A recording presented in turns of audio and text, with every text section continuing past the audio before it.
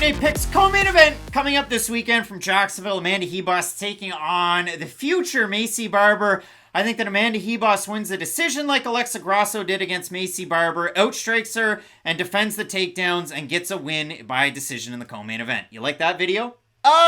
Can I add like 30 seconds of my own and then I'll get to the point very quick too. This is another really important fight in the career of Maycee Barber because you bring up that Grasso fight. That was her first kind of taste at fighting one of the elite fighters of the division. And I know Grasso at that point was not necessarily thought of what she is now, the champion of course, but still, stylistically, there are definitely some similarities between the two. I would say Grasso a little bit more heavy on the boxing than Ribas. She'll throw a few more kicks out there. But for Barber, and you bring it up, Jessica Ai, Andrea Lee, Montana De La Rosa, those are, not to be disrespectful, but all very common opponents and skill sets you can find not only inside the top 15 but outside the top 15. I like this because it's a unique skill set matchup. Amanda Ribas is a fighter who, if you pressure her very well, you can have success, something Barber has been able to do throughout her career. Barber has plus punching power, and we've seen Ribas get rocked, so I do think there is a path for Barber to follow to where she can get the win, but I do agree with you. I just think in the outset and for the outlier skills of the two of them, if Barber goes for takedowns like we have seen her do, I like Ribas on the mat quite a bit, and I don't say this often in fights.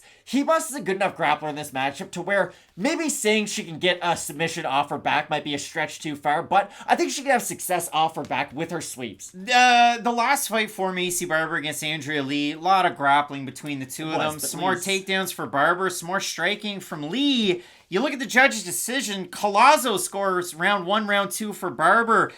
Chris Lee scores round 2, round 3 for Lee. Dan Mirigliotto over the top rope. 30-27 Barber. One of the worst scorecards you're ever going to see. Does Dan show up driving like a Lamborghini? And I'll just leave it at that. No, I think he shows up with like an F-250 like that old commercial he was in. I think...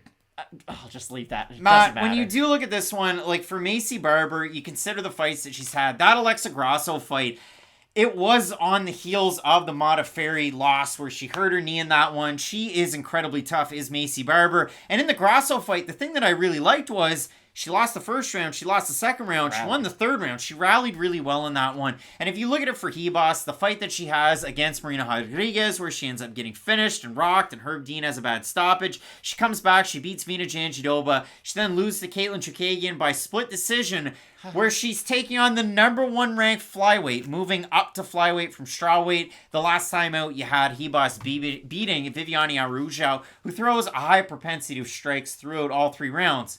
That really happened. She didn't lose the second round. She had a good output as that one went on. But for Ribas, you look at it, the takedowns, Randa Marcos took her down once, and Vina Jandiroba took her down once. Those are the only 2 takedowns that Ribas has given up in the UFC. And I know, and we referenced this not that long ago in Ribas' last fight against Viviane Araujo. Remember her fight against Poliana Viana, where she gets rocked the same and she got rocked against one Marina Rodrigues, and Viana's going out there dropping her hands up like she's Patrick Roy in the playoffs for different reasons. So a big win there for Poliana Viana, but it is tricky for Ribas. She does get hit by right hands, and Barber throws a really big right hand. Team Alpha Male is definitely going to get you ready for a matchup like this. So I started the video off kind of tongue-in-cheek. It's not as cut and dry as that, but this is an interesting fight. And for Ribas, I mean, she has 2.3 million Instagram followers. Maycee Barber has 321,000, so both of them with a lot. Ribas with a ton. Here's just a great... Dylan Cease, a guy who almost won the Cy Young, I just followed him on Instagram. He has like 42,000 followers, so they're not doing too bad, honestly. We'll see. MMA fans are weird. We're going to have a look at the Topology votes, see what the fans are thinking. I'm going to say over under 70% Ribas in this one. I think it'll be over. I think she'll be a heavy... Oh, no, way over. 687 total votes, 71% Ribas, 86% by decision for the 29% that are Barber, 80% by decision. For me, Ribas has a higher work rate, and that's why I think that we're going to see a higher propensity of strikes land for her against Barber on the outside. If Barber can crash that distance, chest to chest, head below head, she can work some of those good positions in the clinch, work in her takedowns. Barber could have success in this one. Just for me, the 2014 IMMAF world champ Ribas, I like the jiu-jitsu out of her as well. It's a lesser seen part of her game that I think can get her back up to her feet if she does get taken down, and I do like her striking, so I do have Ribas, but the Viana knockout, the Rodrigues knockout, they definitely weigh heavily on my mind in this. this one. I've got Ribas in the matchup, but again, I do think Barber with her forward pressure can have some success in this matchup. I just don't know for how long she'll be able to sustain that matchup, and Ribas might go for her own offensive takedowns to really try to switch things up and get Maycee Barber off her, because that's the big X factor of Barber's game.